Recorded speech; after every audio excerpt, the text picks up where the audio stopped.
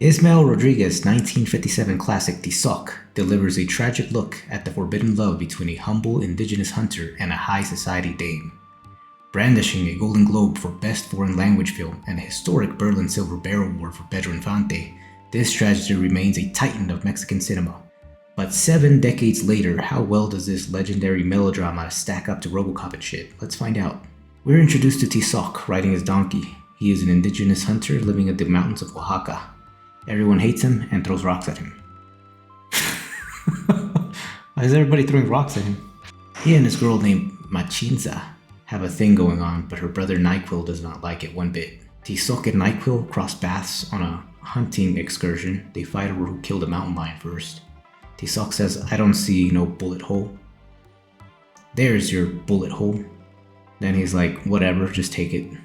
Maria, the beautiful daughter of a wealthy ranch owner, comes to the village from the city.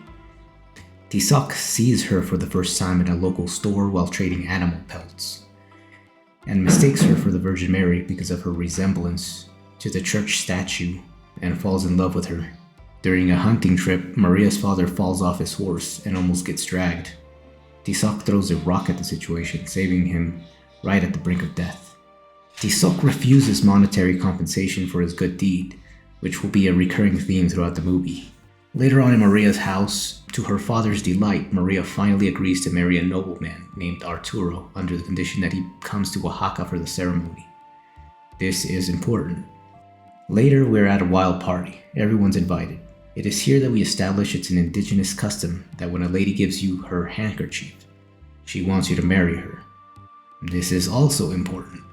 As the day goes on, everyone at the party collectively decides their booties cannot achieve adequate shaking, with the existence of Tizoc being a present reality, eventually leading to a big sword fight between NyQuil and Tizoc, Tizoc coming away the victor. Tizoc and Maria meet later. Maria sees he is wounded from his fight earlier, and Toma mi pañuelo.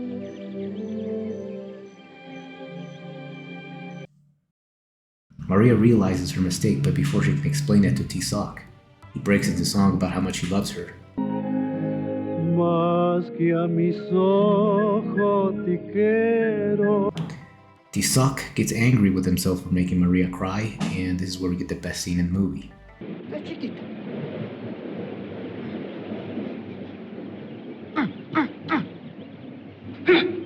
There's a big scramble between Maria's father and Tizoc's stepdad to shake Tizoc off, but Tizoc is too stubborn about marrying Maria.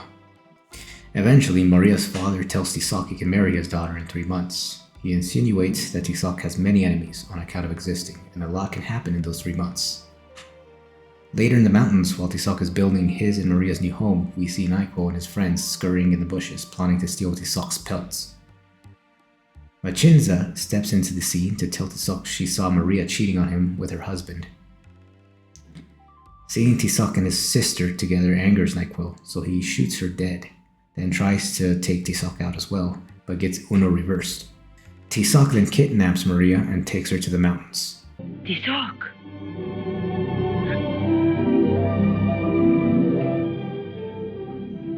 Maria's father and his friends eventually find the couple and demand Tizoc free her or they'll kill him. After a short discussion, Maria and Tizoc sort out their misunderstanding, and so he agrees to let her go. Maria's entourage, however, break their agreement and try to kill Tizoc anyway, which compels Maria to run away with Tizoc to some cave instead. Right before they arrive, Maria gets hit by an arrow. Tizoc then takes that same arrow and plunges it into his own heart. Earlier in the film, Tizoc tells Maria a legend that when true lovers die, their souls become mockingbirds that continue singing to God forever, which sounds like hell to me, but okay.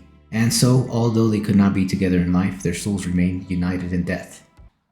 It's me again. I look different. The movie took so long, I'm now a completely different person. And that was Tizoc. So how does it hold up? Well, it's not a bag of dicks. I remember finding it a little dull as a kid. I think I enjoyed it now more than I did back then because I'm a little bit more observant towards film techniques and elements. The movie is visually beautiful.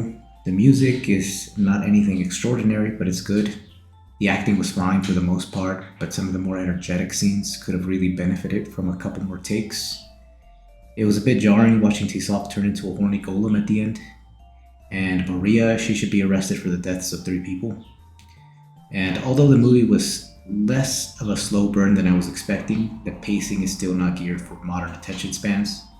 Tizoc is still a valuable piece of art though, not because of its production elements or its cinematography techniques, but because it provides priceless insight into how Mexican life was like back then.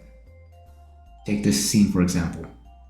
It's how Mexican tribes would communicate with each other when they didn't speak the same language. Pero verás que bien nos entendemos.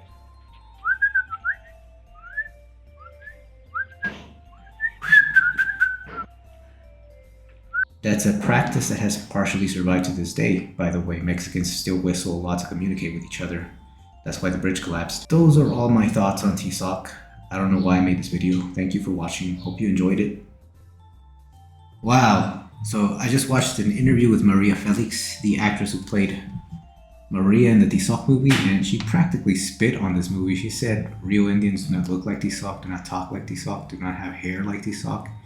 And she once saw an older lady praying to a Virgin Mary statue in the image of herself, like in the movie.